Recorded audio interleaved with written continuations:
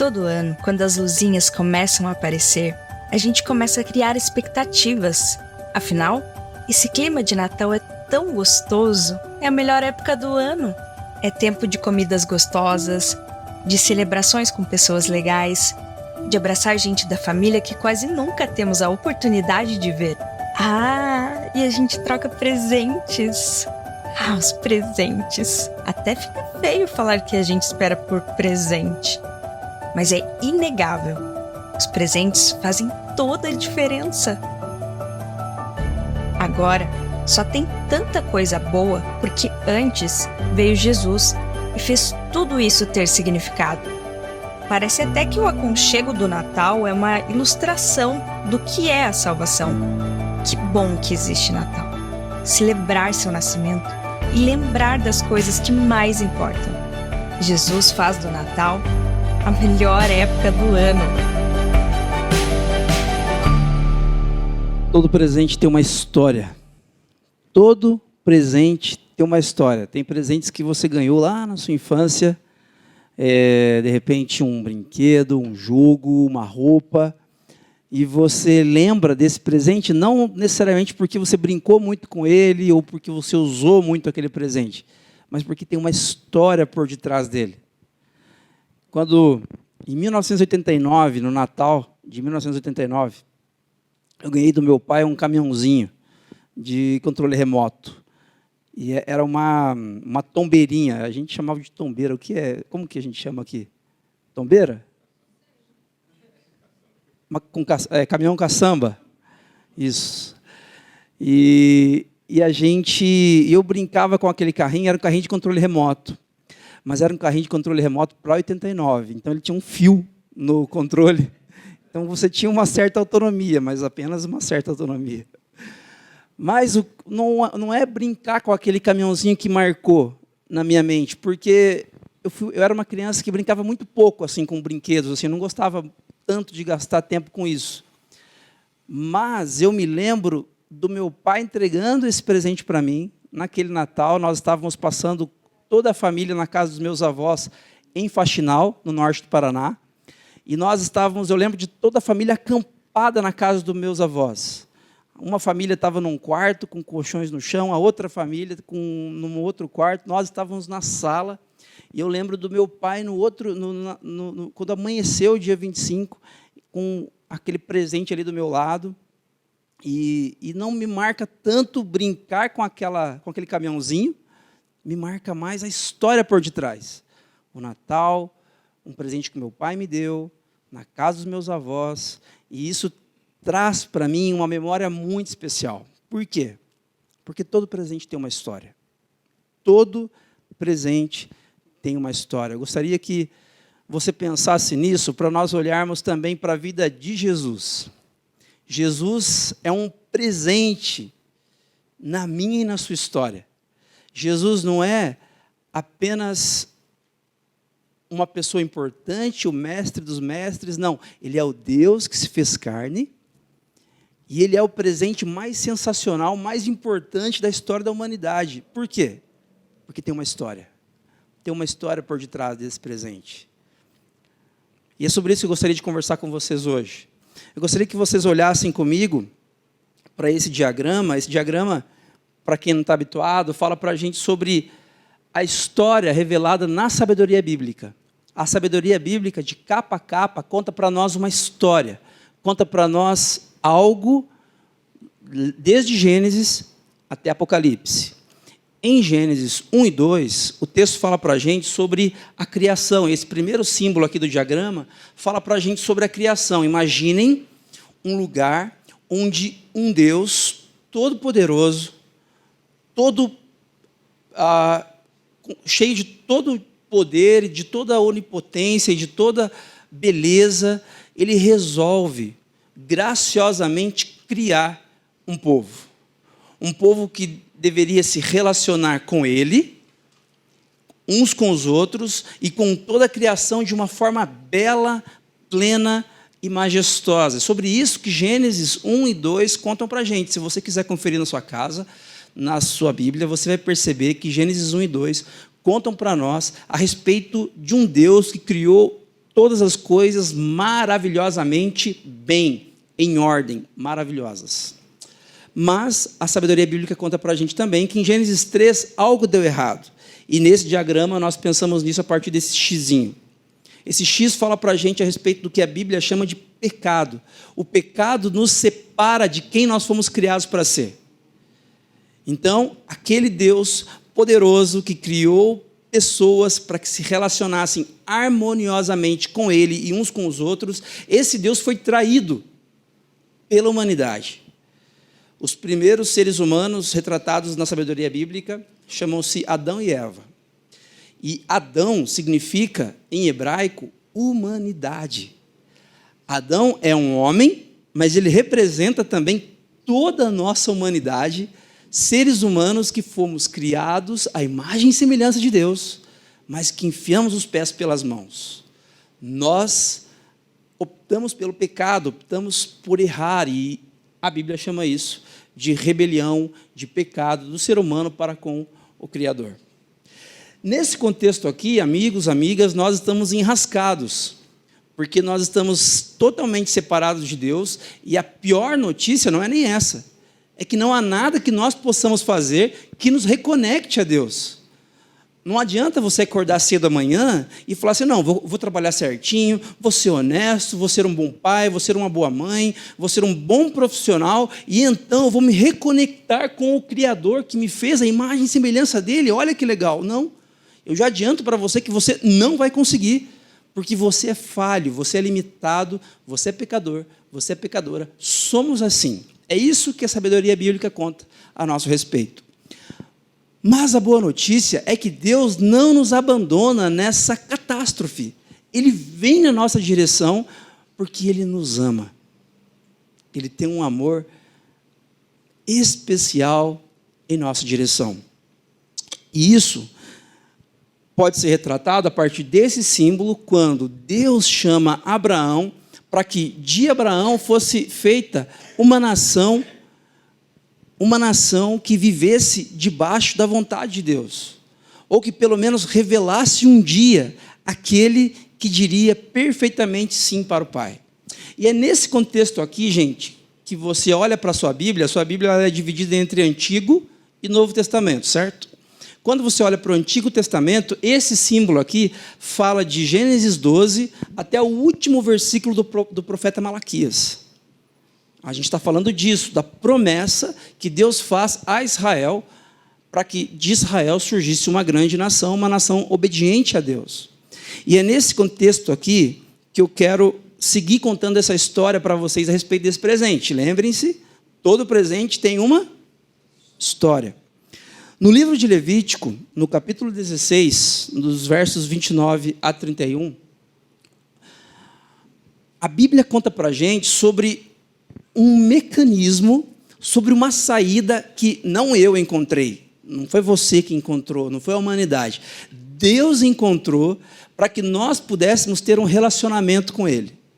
Lembrem-se, o pecado é uma catástrofe que nos separou do Pai, que nos separou de Deus. Então, Deus ele encontrou uma forma para que a humanidade, mesmo sendo pecadora, tivesse condições de ter um relacionamento com Ele, que é bom, que é maravilhoso, que é perfeito.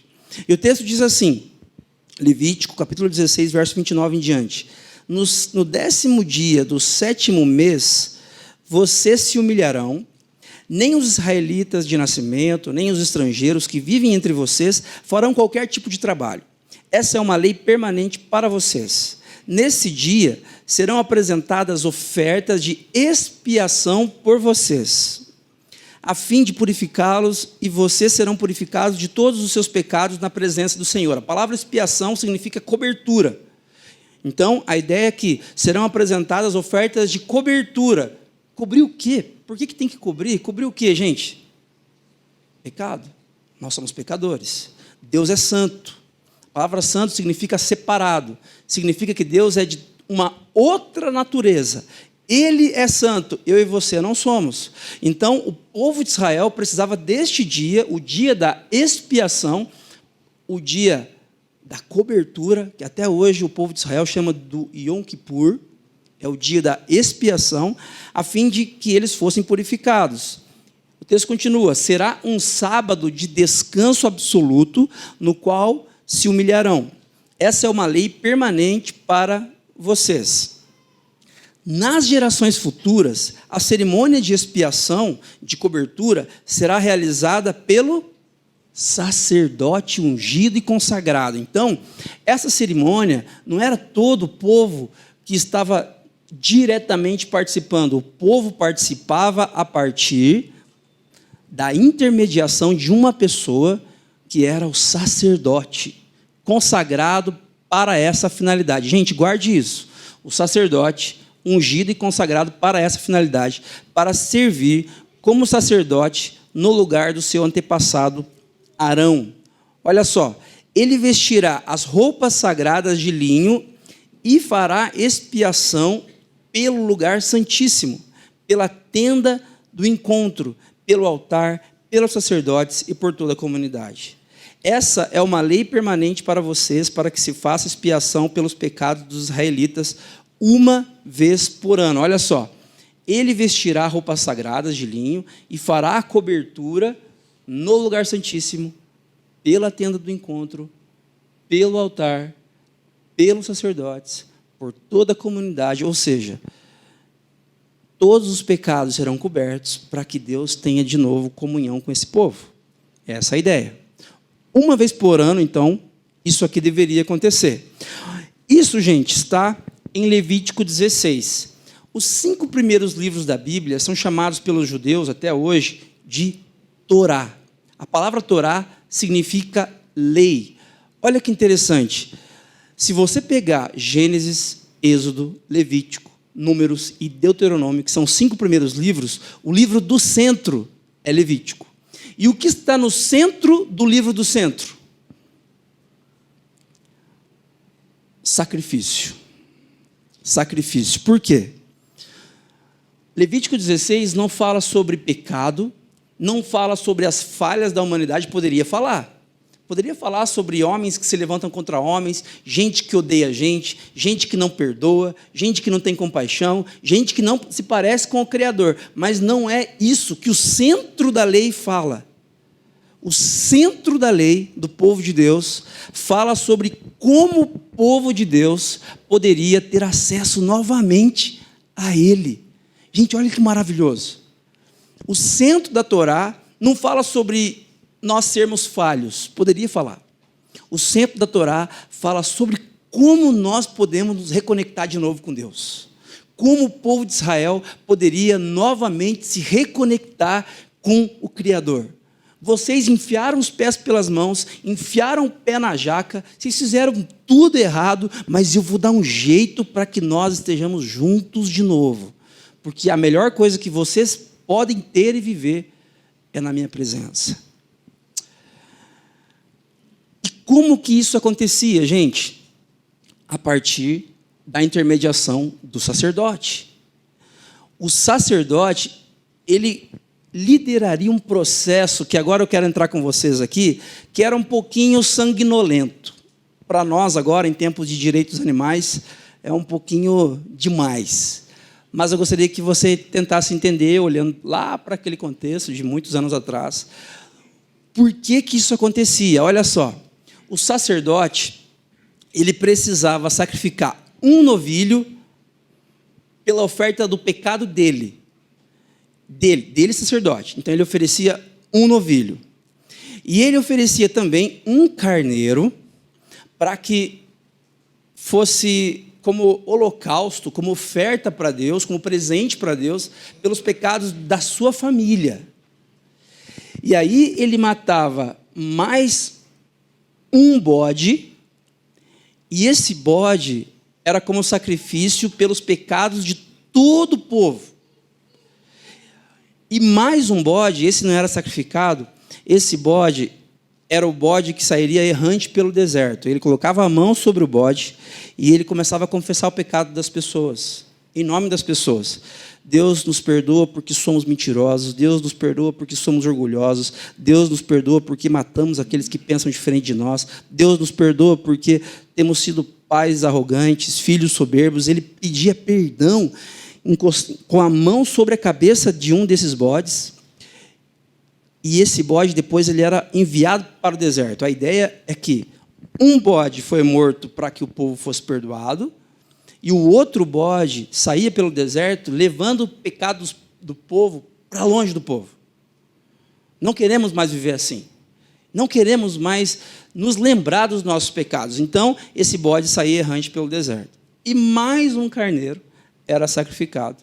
O segundo carneiro, em prol, como holocausto, como oferta para Deus, em nome do povo também.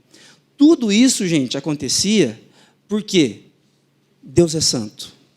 Deus é santo, Deus é separado.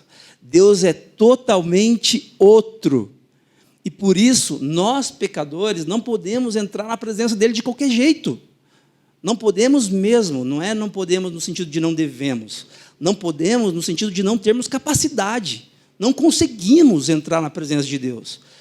Mas Deus nos ama, e Ele sabe que a presença dele é o melhor para o seu povo, então Ele coloca, Ele propõe isso aqui para que o povo dele tenha de novo um relacionamento com Ele.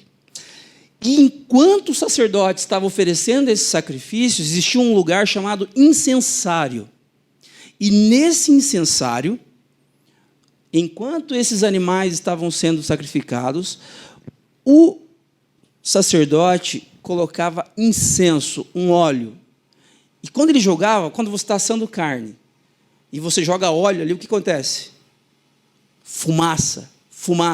Levantava-se uma fumaça gigante. Por quê? A ideia era que o sacerdote ele não deveria ver a Deus. Ele não deveria ver a Deus plenamente naquele local onde ele estava, para o bem dele, para que ele não morresse. Para que ele não morresse. Qual era a função do sacerdote? Gente, presta atenção nisso. Nós estamos contando a história de um presente. A função do sacerdote, então, era duas. A primeira, ele oferecia sacrifícios para perdão dos pecados do povo. Então, quem oferecia sacrifício não era o fulano, o beltrano, o Zé, o Mané, não. Quem oferecia sacrifícios era o sacerdote em nome do povo. E uma segunda coisa que o sacerdote fazia, em oração, ele intercedia pelo povo. Quando ele ora ali com a mão sobre o bode, e esse bode sai errante pelo deserto, levando o pecado das pessoas ali, simbolicamente, para longe do povo. E ele usava o incenso para levantar a fumaça, para que ele não visse Deus corretamente. O que eu quero dizer com isso, gente? É que o incenso, ele caracterizava a atividade do sacerdote. Se você perguntasse para alguém do povo de Deus, lá no tempo de Moisés e Arão, ou nos tempos de Jesus, olha, olha um vidrinho aqui de incenso, de óleo de incenso. O que essa pessoa teria em mente? Sacerdote. O sacerdote usa isso aqui. Tinha outras finalidades. Tinha finalidades medicinais, tinha várias finalidades. Esse óleo do incenso. No entanto, a principal finalidade que vinha à mente do povo de Deus era, isso diz respeito ao sacerdote, aquele que intercede pelo povo, aquele que ora pelo povo, aquele que se coloca em lugar do povo, em benefício do povo diante de Deus. Estou contando essa história, gente, para a gente chegar lá em Mateus, capítulo 2, quando é contada para a gente a história dos presentes que Jesus recebe quando ele nasce. Tá? Mateus, capítulo 2, verso 1, o texto diz assim: Jesus nasceu em Belém, na Judéia. Então, nós estamos falando agora de um outro tempo. Passaram-se muitos anos, desde aqueles sacrifícios que Deus mandou o povo fazer a partir do sacerdote. Anualmente eles iam fazendo. Até que Jesus nasceu em Belém, na Judéia, durante o reinado de Herodes. Por esse tempo, alguns sábios das terras do Oriente chegaram a Jerusalém e perguntaram: onde está o recém-nascido rei dos judeus? Vimos sua estrela no Oriente e viemos adorá-lo. Versículo 9 e 10. Os sábios seguiram seu caminho, guiados pela estrela que tinham visto no oriente. Ela ia adiante deles, até que parou acima do lugar onde o menino estava. Quando viram a estrela, ficaram muito alegres. Então, a estrela que os sábios estão seguindo, os magos estão seguindo, a tradição da igreja diz que são 3 magos, né? Mas a Bíblia não diz que são 3, são vários magos, vários sábios que estão seguindo essa estrela. Essa estrela para sobre uma casa e eles ficam felizes, porque o menino está dentro dessa casa. Versículo 11. Ao entrar na casa, viram o menino com Maria, sua mãe, e se prostraram e o adoraram. Então, abriram seus tesouros e o presentearam com ouro, incenso e mirra. Todo presente tem uma história. Todo presente tem uma história. Quando essas pessoas ficam sabendo que esses magos trouxeram ouro, incenso e mirra, esses presentes têm uma história. Esses presentes aqui, ouro, incenso e mirra, sinalizam para aquelas pessoas, para o povo de Deus, para as pessoas que estão naquele local quando esses sábios chegam, ou para as pessoas que ouvem essa história dias, meses, anos depois, sinalizam que o Messias pode ter chegado. Eles não têm certeza disso ainda, porque Jesus ainda é um bebê. Mas esses presentes têm uma história. Nós falamos na semana passada sobre o ouro. O ouro fala sobre um rei que chegou. Quando o filho de um rei nascia, ele recebia ouro como presente. Aquilo de mais precioso que eles tinham naquele tempo, que é precioso até hoje. Mas também Jesus recebeu incenso, que fala para a gente a respeito da atividade do sacerdote. Então, essas pessoas estão pensando, será que esse menino que está aqui, que recebeu esses presentes, será que a história a respeito desses presentes está sinalizando de que estamos diante do Messias, daquele que foi prometido para trazer paz, ordem para a nossa vida, para a nossa história? E eles se perguntam, será que este menino é o Messias? A palavra Messias significa ungido, e é aquele prometido no Antigo Testamento que acabaria com o sofrimento da humanidade. A humanidade sofre em função da desigualdade social, a humanidade sofre em função do luto, das perdas, das mortes prematuras de crianças, de bebês. A humanidade sofre porque nós adoecemos, a humanidade sofre porque existem mentiras, existem traições, corrupção. E o Messias seria aquele que traria a realidade de um novo tempo. Isso foi prometido no Antigo Testamento pelos profetas. Só que eles teriam indicadores de que o Messias teria chegado. E o povo de Deus conhece essa história. E quando eles percebem que os sábios trazem incenso para Jesus, espera aí, calma aí, incenso tem a ver com sacerdote. Incenso tem a ver com atividade sacerdotal. Será que esse menino será aquele que vai nos entender? Como um sacerdote entendia o povo de Israel no Antigo Testamento? Será que esse menino será aquele que entrará na brecha por nós e dará a vida por nós para que nós, enfim, possamos viver em paz? Será que esse menino é o Messias? Eu queria conversar com vocês hoje sobre este tema.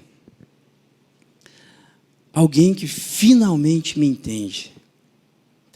Talvez você tenha no seu coração, na sua mente, questões, dificuldades que você não consegue contar para ninguém. Ou talvez você conte para uma ou duas pessoas, mas na verdade você conta para desabafar. Conta para que a catarse aconteça. Mas você não acredita que aquelas pessoas entendem você. Porque as crises são tão profundas, são tão complexas, que você, de fato, não acredita que essas pessoas podem entender e mais, que possam ajudar você. Só que o sacerdote, é aquele que sacrifica em nome do povo e que intercede em oração em prol do povo. Se Jesus é o sacerdote, então ele nos entende. Se Jesus é o sacerdote, então ele entende você.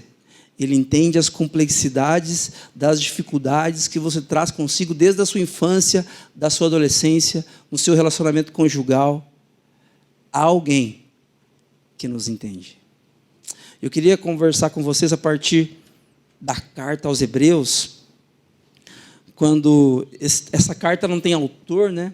Quem escreveu essa carta, propositalmente ou não assinou. Então nós não sabemos quem foi o autor da carta aos Hebreus.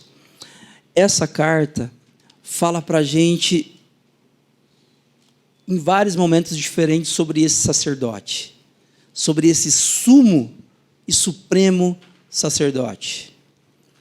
Olha o que o texto diz para a gente no capítulo 10, a partir do verso 1.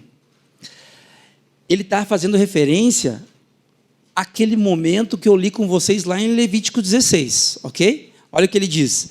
A lei constitui apenas uma sombra, um vislumbre das coisas boas por vir, mas não as coisas boas em si mesmas. Os sacrifícios são repetidos todos os anos, mas nunca puderam purificar inteiramente aqueles que vêm adorar. Então, todos os anos, o sacerdote oferecia um novilho para si, um cordeiro para sua família, um bode pelo povo, um carneiro pelo povo e um outro bode que tinha que sair errante pelo deserto. Todo ano isso acontecia, mas o autor aos Hebreus está dizendo para a gente, esses sacrifícios repetidos nunca puderam purificar inteiramente aqueles que vinham adorar. Esses sacrifícios, eles eram toscos, eles eram um paliativo para que o povo minimamente estivesse em comunhão com Deus. O texto continua. Se tivessem esse poder, já não precisariam existir, pois os adoradores teriam sido purificados de uma vez por todas, e a consciência de seus pecados teria desaparecido. Em vez disso, esses sacrifícios os lembravam de seus pecados todos os anos, pois é impossível que o sangue de touros e bodes remova pecados. Gente, se tem uma coisa triste na minha e na sua história, é quando algo que nós fizemos lá atrás, há 20 anos atrás, há 2 anos atrás, nos assombra de uma forma tão cruel, como se, mas eu já confessei isso para Deus, mas parece que aquilo ainda me assola, aquilo ainda me azucrina, aquilo ainda me entristece, aquilo ainda faz mal para mim. Por que isso acontece? Eu não sei se você tem vivido uma experiência assim, a respeito de erros que você possa ter cometido no passado, e erros todos nós, indistintamente, cometemos. Mas, interessante que, se você se sente ainda pressionado pelos erros que você cometeu no passado, então, a nossa espiritualidade ainda não tem a ver com Jesus. Ainda não tem a ver com Jesus, tem a ver com um processo muito parecido com o processo do Antigo Testamento, onde a gente precisa sacrificar animais, ano após ano, não para sermos perdoados, mas para sermos lembrados dos nossos erros. Talvez você não sacrifique novilho, bode, carneiro, mas você se sacrifica, sabe como? Sacrificando a sua agenda. Você sacrifica um carneiro chamado trabalho. E aí você trabalha 8, 10, 12, 14 horas por dia, porque você precisa entregar, porque você precisa superar erros que você cometeu no passado. Então você trabalha muito. Mas no final de contas, você não se sente bem. Os erros são jogados tempo após tempo na sua cara de novo. Porque mudou o tipo do sacrifício, mas a lógica ainda é a mesma.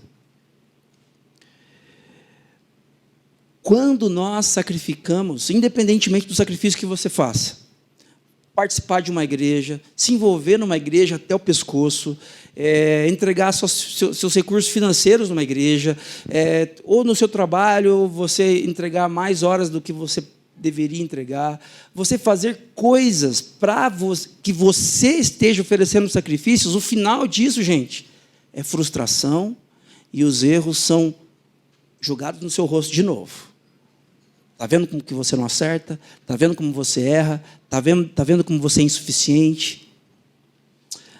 Agora, existe um outro tipo de sacrifício que não é o nosso. Que não é o nosso. O texto continua.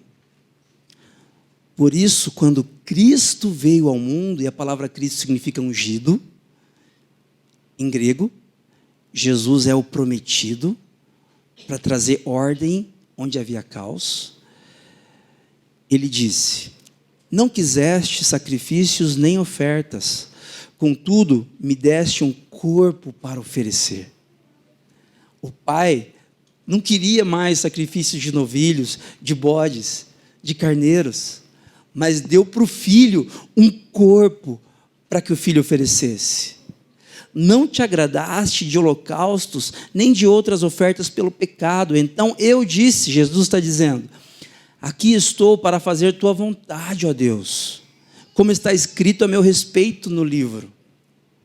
Primeiro Cristo disse, não quiseste sacrifícios, nem ofertas, nem holocaustos, nem outras ofertas, nem te agradaste delas, embora sejam exigidas pela lei. Então acrescentou, aqui estou para fazer tua vontade.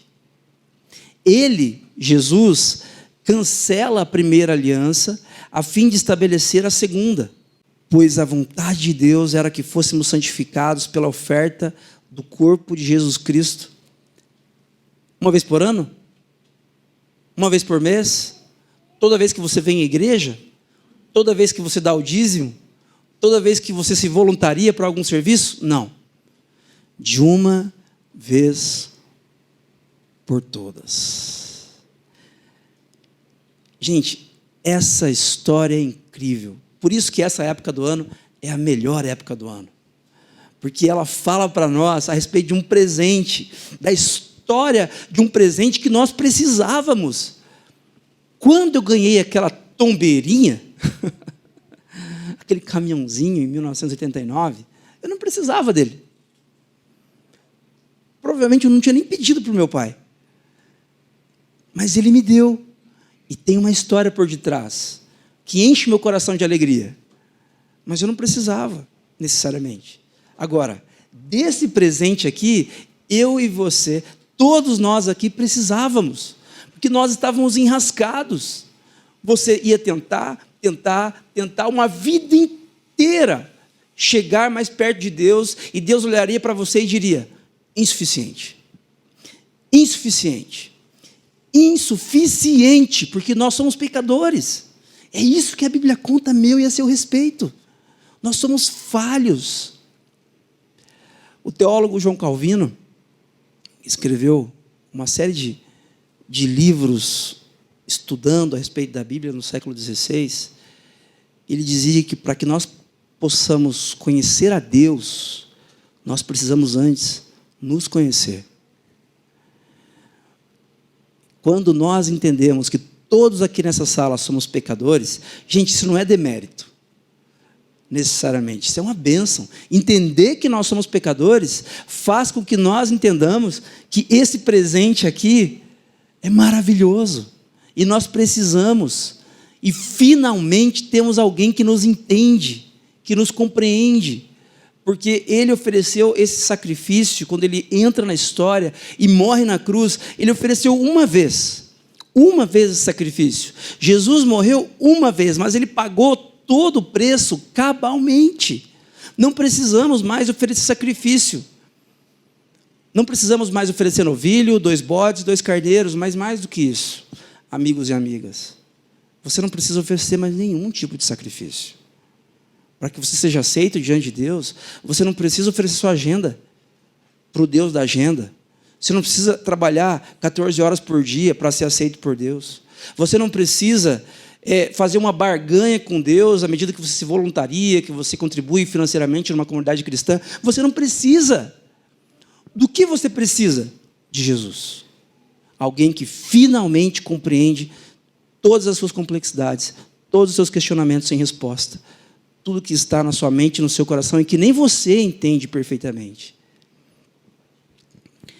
O sacerdote, o texto continua, se apresenta todos os dias para realizar os serviços sagrados e oferece repetidamente os mesmos sacrifícios que nunca podem remover os pecados. Agora preste atenção nisso.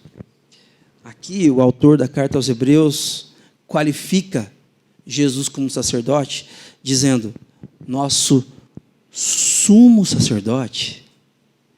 É diferente. O nosso sumo sacerdote, porém, ofereceu a si mesmo como único sacrifício pelos pecados, válidos para sempre. Então sentou-se no lugar de honra, à direita de Deus, e ali aguarda até que todos os seus inimigos sejam humilhados e postos debaixo de seus pés. Porque mediante essa única oferta, ele tornou perfeitos para sempre os que estão sendo santificados. Quem está sendo santificado? Nós.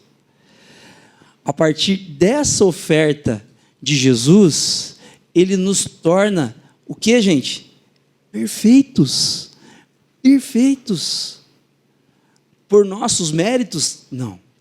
Pelos méritos de Jesus. E é interessante porque Jesus é o sacerdote, que se compadece, que nos entende, mas ele também é o carneiro, que é sacrificado. Ele também é o bode, que, em cima de quem é feitas as orações, ou são feitas as orações, e ele sai errante pelo deserto.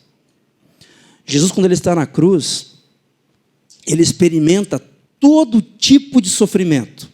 Por isso que ele nos entende. Jesus não entende você porque ele lê um livro, como é ser humano. Aí ele pega esse livro e ele lê numa sentada.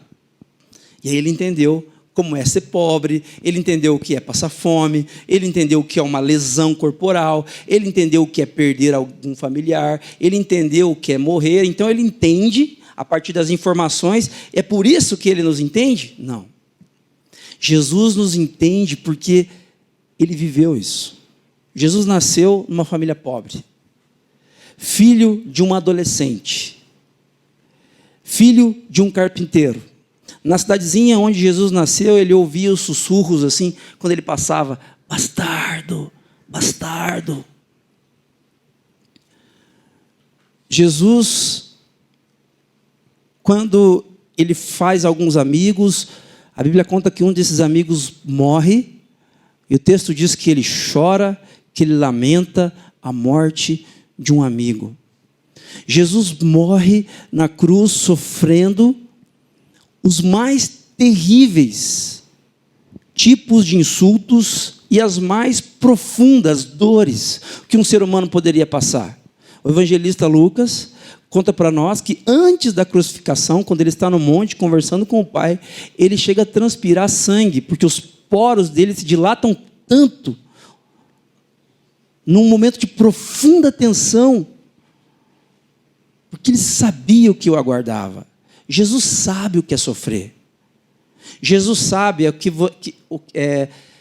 que é se sentir indigno de Deus. Você já se sentiu assim? Você já se sentiu assim, você errou, você fez algo errado, aí você se sente indigno até de orar? Eu não posso ir na igreja porque eu sou muito falho, muito falha. Eu não posso falar com Deus porque eu sou pecador. Eu não sou uma pessoa, não sou um exemplo para ninguém. Você já se sentiu assim? Eu já. Jesus também. Apesar dele não ter pecado, ele levou todos os nossos pecados. A Bíblia diz que ele se fez maldito. E é por isso que o Pai vira o rosto. Ele não quer ver Jesus. É por isso que Jesus, quando ele está sobre a cruz, ele diz, Deus meu, por que me desamparaste? Citando o salmista. Porque naquele momento, Jesus é o bode que é enviado para o deserto. Naquele momento, Jesus é o bode que ninguém quer ver, ninguém quer olhar, porque ele carrega os nossos pecados.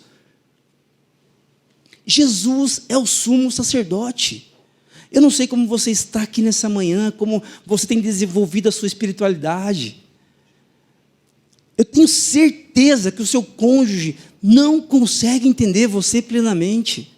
Ainda que tente amorosamente, insistentemente, tente entender você, suas dores, não consegue plenamente. Seus filhos não conseguem, seu pastor não consegue.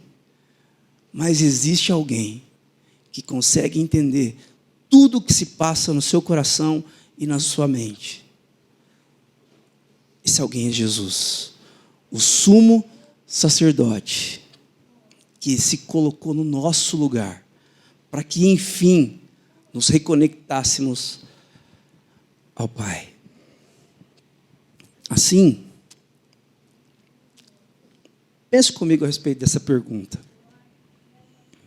Você já se sentiu como se ninguém o entendesse, a entendesse perfeitamente, completamente? Tenho certeza que sim, você não precisa responder, mas eu gostaria que você pensasse um pouquinho nessas questões, nessas dificuldades que você traz consigo na sua história tão particular. Eu quero lembrar a você que Jesus... Por que Jesus é o sumo sacerdote? Porque todo presente tem uma história.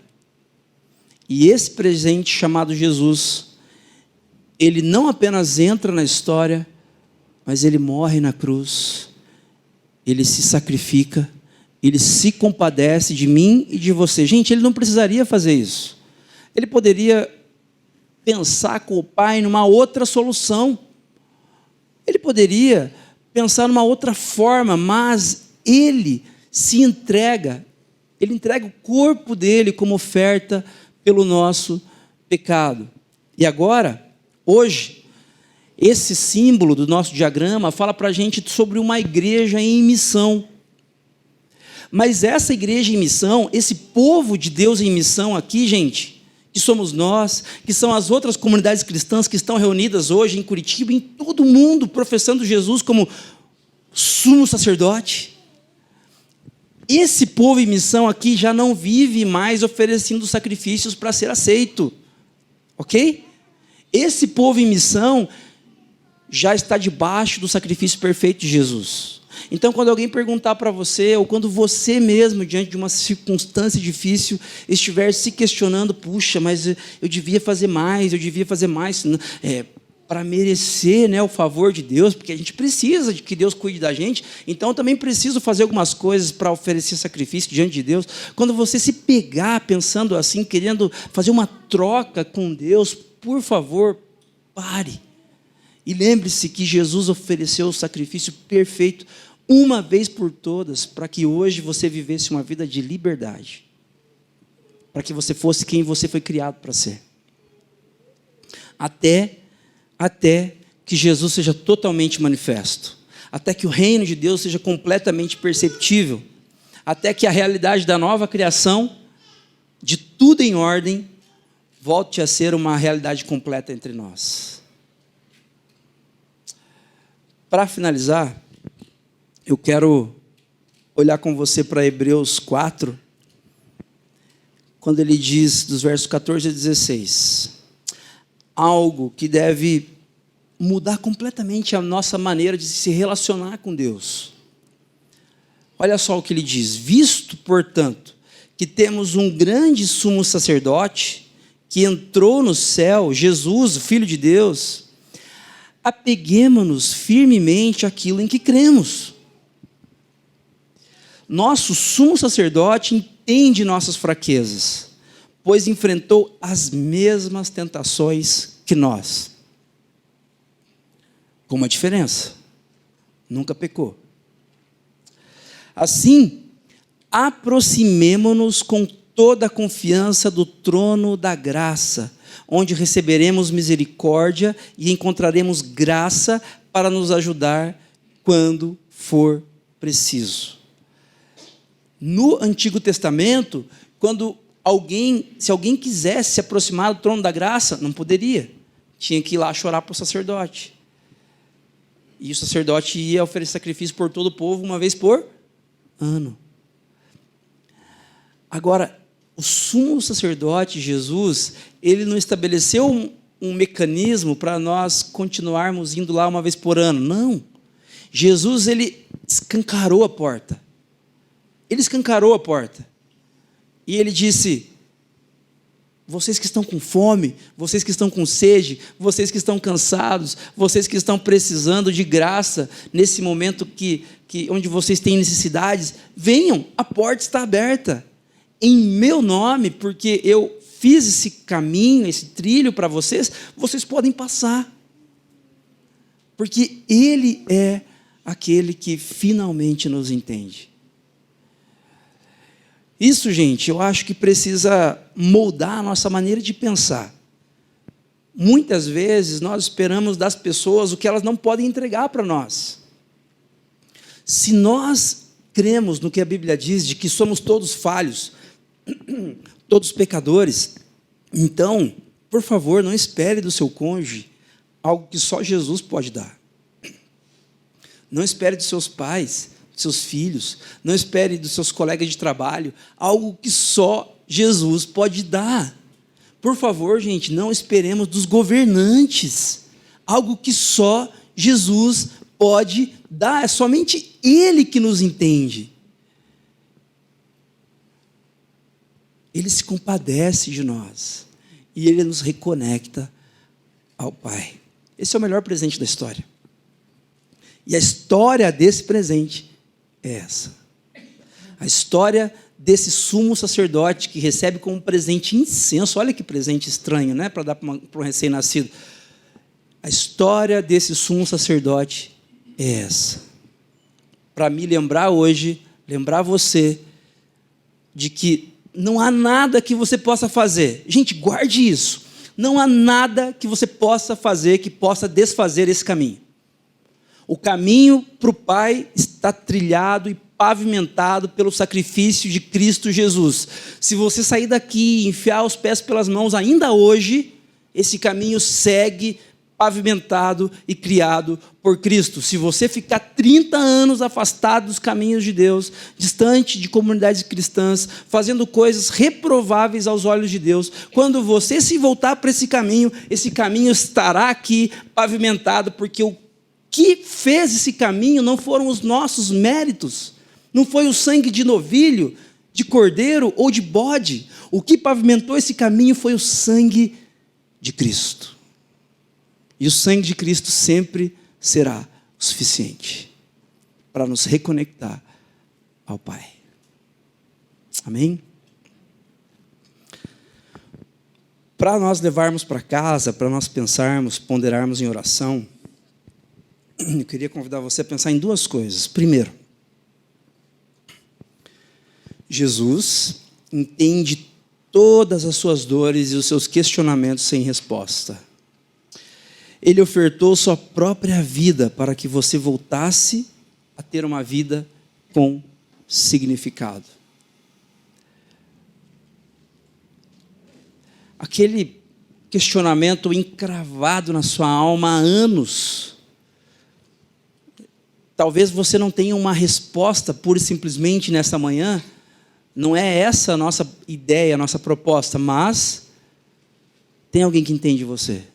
Existe alguém que compreende o seu coração e a sua mente. Se você quer nessa manhã ter uma vida com propósito, reconectada ao Pai, já não há desculpas.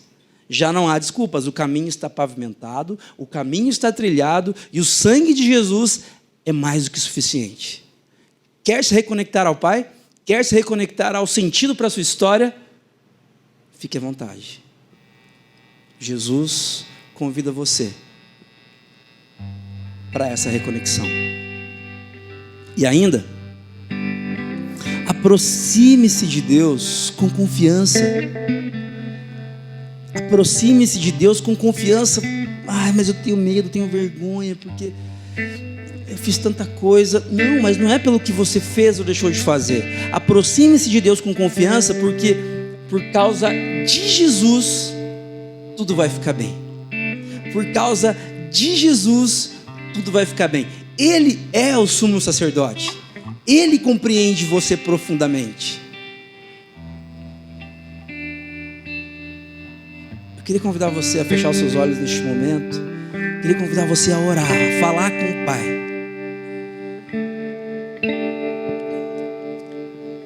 Eu gostaria que você pensasse nestes questionamentos, nessas dores, nessas discordâncias que você tem com Deus, com a vida. Fique à vontade para colocar isso diante de Deus. Ele é maduro o suficiente para entender suas dores e suas crises. Aproxime-se de Deus com confiança nessa manhã,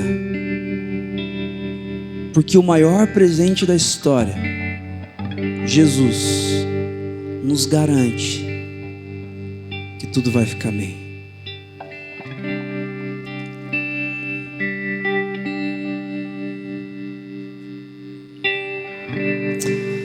Deus de graça,